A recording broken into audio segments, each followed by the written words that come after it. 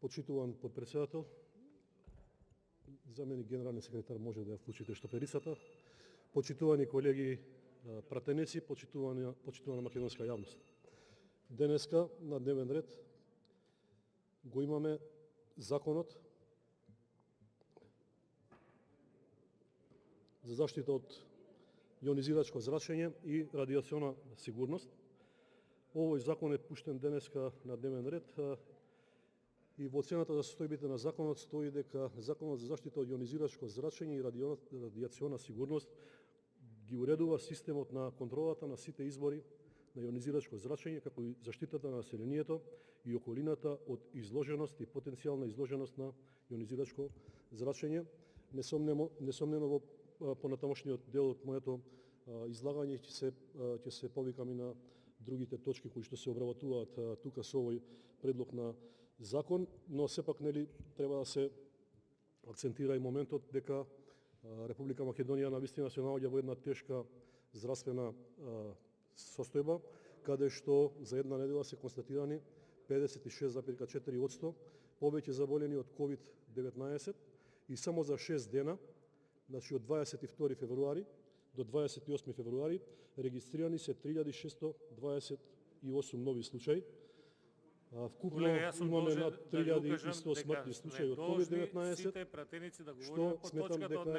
дека е голема катастрофа. Ова со зрачење нема никаква врска. Јас сум должен да ви укажам. Благодарам, имам право да дадам вовед на мојот закон и да се повикам потоа. Дека говорите надвор од темата. И има одредени одредби од деловникот кои што тоа може да го санкционират. Јас тоа нема да го направам, но ви укажувам дека говорите надвор од темата. Ве молам држите се до точката од дневен ред. Ви благодарам. Бидејќи го имам законот, го читам пред мене. Сметам дека треба да имате подеднаков аршин за сите говорници во собранието. Вие не ме оставивте да дадам воведно излагање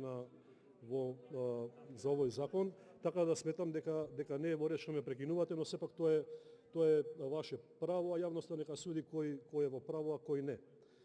Со донесувањето на новиот закон за прекршоци се наметнува и потребата од ревидирање на прекршочните одредби од законот за заштита од јонизирачко зрачење и радиациона сигурност, што е навистина многу вака сензитивна работа, но сепак овој предлог на закон, како што каже и мојата претходничка, се однесува на блокот на групата на закони кои што за жал се узурпира собранието со месеци, што се однесува на усогласување на дел од законските одредби од различни закони со законот за прекршоци и со законот за инспекцијски надзор. И кога денеска се наоѓаме во една тешка катастрофална здравствена состојба,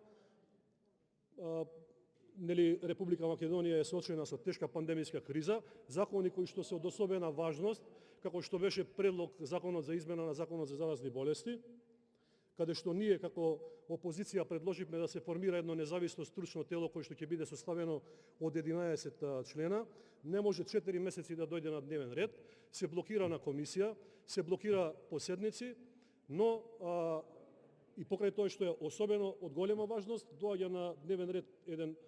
една група на закони од областа на здравството, која што не значат ништо друго, освен усогласување со законот за прекршоци и усогласување со законот за инспекцијски надзор. Само да ја потсетам јавноста дека законот кој што ние го поднесовме беше некаде во октомври месец, но како и за се друго, кога се работи за предлог на закони од страна на опозицијата, тогаш мнозинството не наоѓа за сходно да даде поддршка, па така законот со кој што се предвидуваше оваа комисија од 11 члена никако да дојде на дневен ред за работа на собранието, а еве денеска доаѓаат група од 9 закони кои што се со многу помала, односно минорна важност, па и нема да влијаат во ниту еден случај, ниту на ковид кризата, ниту на здравјето на граѓаните. И така би сакал да посочам дека кога ја обвинувате опозицијата дека не е конструктивна, треба да се погледнете самите себе си, затоа што секогаш кога се работи за јавниот интерес и за јавното здравје, секогаш сме тука за да бидеме конструктивни. Како што напоменав, се работи за промена на неколку членови. Тоа се Значи со овој предлог на закон се бришат членовите 28, членовите 28а,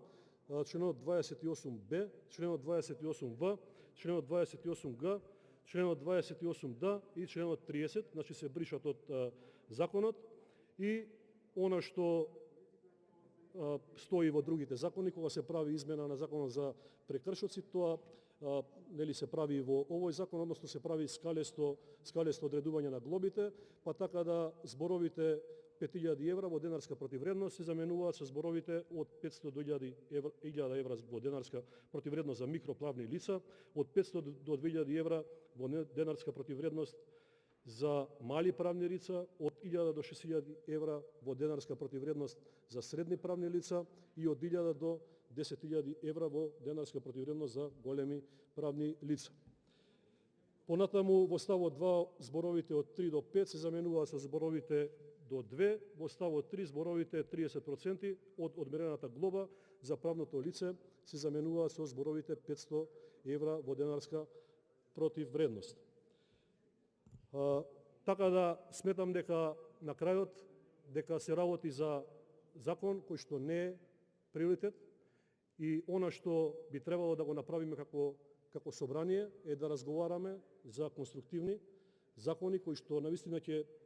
донесат до промена во состојбата во која што се наоѓа Република Македонија, а овие закони кои што можат и како да почекаат да бидат закажани, односно се разгледуваат од кога ќе им помине дневниот ред на овие суштински и важни закони од областта на здравството. Благодарам.